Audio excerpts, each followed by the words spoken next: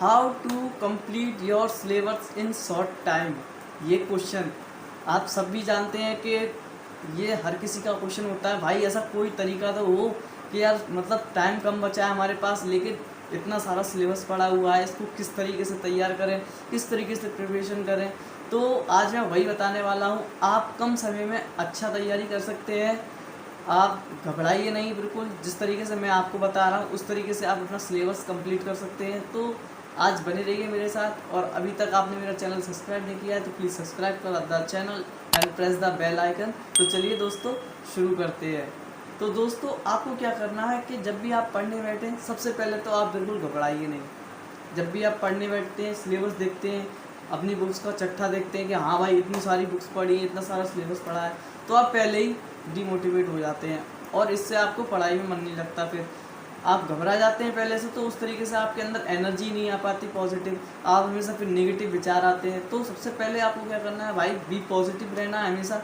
आप ये ना सोचें कि भाई मेरा ये रह गया, ये रह गया है। आपको फिर रात को नींद नहीं आती कि या फिर आपका वहीं दिमाग घूमता रहता है भाई ये भी बाकी है, ये भी बाकी है।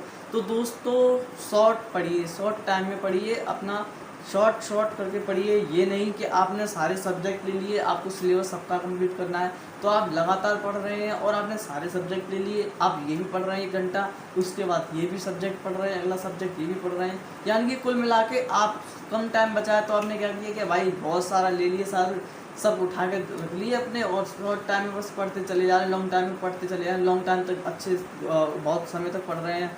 तो उससे क्या होता है भाई, उससे बहुत सारी एग्जाइटी होती है। आप पढ़ के देख लीजिए। अगर आपको मेरी बात नहीं मानना चाहते तो जब आप सब्जेक्ट बहुत सारे पढ़ते हैं तो उसमें से कुछ ही आपको याद होता है, बाकी सब सर के ऊपर से निकल जाता है। तो इसी तरीके से मैं आपसे बोल रहा हूँ कि आप ना कोशिश जितना हो सके कम लीजिए, कम पढ़िए, शॉर्ट टाइम दीजिए। मतलब जब भी आप अगला सब्जेक्ट, में कहता हूँ चलो कम सब्जेक्ट पढ़ता, सब्जेक्ट अगर ज़्यादा है तो आप एक काम कीजिए ना, जब भी आप ज़्यादा सारे सब्जेक्ट पढ़ने चाहते हैं तो एक सब्जेक्ट पढ़िए 1 घंटा या फिर ज़्यादा से ज़्यादा 1.5 घंटा, और उसको ही अच्छे से पढ़िए। चाहे अगर आप थोड़े और वीक हैं तो आप सिर्फ एक चैप्टर ही पढ़ सकते हैं एक सब्जेक्ट का, और एक सब्जेक्ट का चैप्टर पढ़ने के बाद फिर आप उसको रख दीजिए। उसके बाद सबसे इम्पोर्टेंट होता है ब्रेक लेना। दोस्तों बहुत से लोग यही गलती कर देते हैं कि वो ब्रेक ना लेकर के सीधे पढ़ते ही चले जाते हैं। तो आपको ब्रेक लेना है एक, उसमें आप ब्रेक लीजिए और फिर उसके बाद अगला सब्जेक्ट लीजिए, उस सब्जेक्ट को फिर पढ़ना चालू कीजिए। तो इस तरीके से पढ़िए, इजी वे में अच्छे से लगेगा और अच्छे से आपको स्टडी याद भी होगी। अपना जो भी आप पढ़ेंगे उसमें अच्छे से ध्यान भी लगेगा। जब आप अच्छे से पढ़ेंगे, आपको अच्छे से याद होगा तो आपको फिर अच्छा भी लगेगा, मन भी लगेगा और आपको वाकई में कुछ ना कुछ याद हो। और जैसे कि दोस्तों होता है कि एग्ज़ाम आने वाले हैं तो आप क्या करते हैं कि भाई नो मॉडल ले लिए, ये ले लिए, वो ले लिए। मॉडल भी लीजिए, अच्छी बात है, और मॉडल पढ़ रहे हैं आप, मॉडल से पढ़िए। लेकिन आप एक काम कीजिए कि मॉडल ना लेकर के आप मॉडल भी लीजिए। तो मॉडल की जगह एक काम और कीजिए कि बाज़ार में ना, जैसे कि बाज़ार में या फिर अपने किसी सीनियर से आप ले सकते हैं कि कहीं से भी जुगाड़ करके अपने 5 साल के, पिछले 5 साल के पेपर लीजिए और उनको सॉल्व कीजिए। और उन 500 साल के पेपर में जब आपको मैं जबकि बता रहा हूँ आपको, जब आपके पास शॉर्ट टाइम बचा है, काफ़ी 1 महीने का समय बचा है और आपको सिलेबस कंप्लीट करना है, तो आपको क्या करना है कि वो आपको 5 साल के, पिछले साल के पेपर लेने हैं। उसमें पेपर लेने के बाद उन सब में एक चीज़ कॉमन देखनी है आपको कि किस चैप्टर से कौन से क्वेश्चन आपको ज़्यादा इम्पोर्टेंट इसमें आए हैं, जो ज़्यादा कॉमन है, या फिर आपके टीचर ने भी बताया। हर टीचर बताते हैं स्कूल के कि इस बार ये भी आ सकता है, हर साल आता है। जैसे कि मेरे टीचर भी बताया करते थे कि ये बहुत इंपॉर्टेंट क्वेश्चन है, ये हर साल आता है। तो इसी तरीके से आप उन पेपर का एनालाइज कर सकते हैं और उन पेपरों को देख सकते हैं कि भाई इनमें से ये क्वेश्चन आए हैं।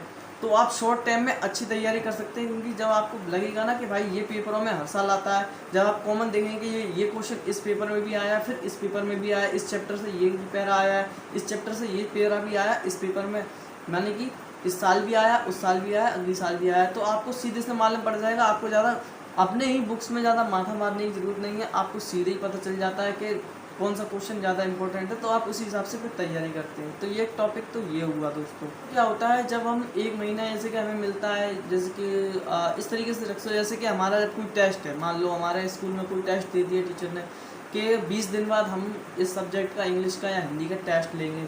तो आप कहते हैं अरे भाई 20 दिन है, काफ़ी सारे हैं यार दिन, और टेस्ट ही तो है मामूली सर, 5 चैप्टर का मुश्किल से आप टीचर ने दे दिया भाई 5 चैप्टर्स का हम आपका टेस्ट लेंगे, तो आप ना ढील डाल देते हैं कि यार हो जाएगा, अभी तो 20 दिन है, बहुत सारे दिन पड़े हैं, आराम से कर लेंगे, क्या दिक्कत है। तो इसी तरीके से ना कि एक दिन आपने गेम खेल लिया, एक दिन आप मोबाइल गेम खेल लिया, एक दिन आप दोस्तों के साथ घूमने चले गए, एक दिन आपने टाइम ऐसे कर दिया पूरा खर्च।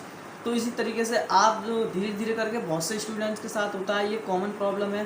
तो वो क्या करते हैं कि चलते चला जाता है इस हिसाब से, और 20 की जगह फिर उसमें 15 दिन आपके ऐसे चले जाते हैं, मालूम पड़ता है कि आपने कुछ पढ़ा ही नहीं, कुछ स्टडी हुई नहीं पाई आप। तो जब उसमें से आपको 5 दिन बचते हैं उसमें पूरे 20 में से, तो आपको लगता है अरे भाई अब पढ़ना चाहिए, तो आप क्या करते हैं, फिर आप ना कहीं जाते हैं, ना गेम्स खेलते हैं, ठीक है, ना दोस्तों से मिलते हैं, फिर आप पूरा फोकस अपने स्टडी पे लगा देते हैं कि भाई 5 दिन बचे हैं यार, रिजल्ट अच्छा लेके आना है, नहीं तो गड़बड़ हो जाएगी, घर पे डांट भी पड़ेगी वरना फिर।